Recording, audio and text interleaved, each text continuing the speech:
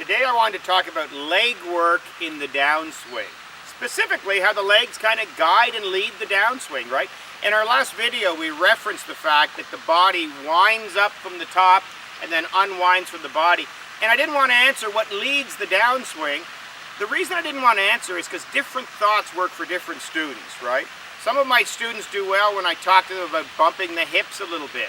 Other students do well when I talk about the knees kind of guiding forward. Other students do well when I talk about the ankles rolling a little bit. That's what Nicholas used to talk about, getting his ankles moving to start the downswing.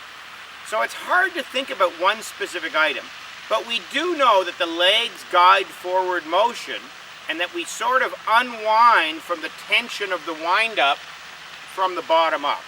So I like to tell my students, wind from the top, unwind from the bottom. We get the legs moving a little bit. So how do the legs work?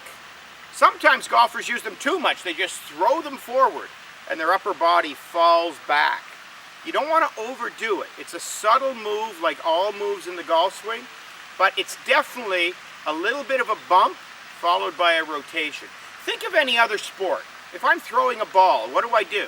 I step, I turn, and then I release my arm. Right? I'm throwing a frisbee, same thing. I step, I turn, I release. All motion is sort of like that. Even if I'm kicking a ball, what do? I step, my hip comes around, rotation, and I kick. So it's always that sequence in sports. And in golf, that's no different. My leg's first job in the downswing is to bump me over onto my lead leg.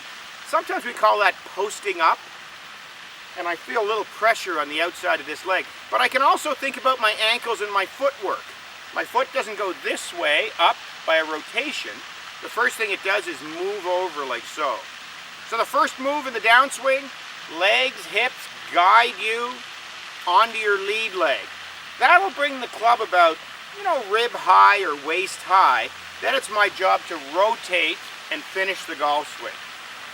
The leg's job is to get you moving onto your lead leg so you're on top of the ball and you can hit it with power. Think about that next time you're practicing. Focus on your legs staying flexed as you swing. Focus a little bit on the weight moving in your feet. Focus a little bit on this hip bumping over, getting the weight over to the lead leg. If you do those things, you'll have a better chance of guiding that club to the inside and hitting the golf ball with a lot more power.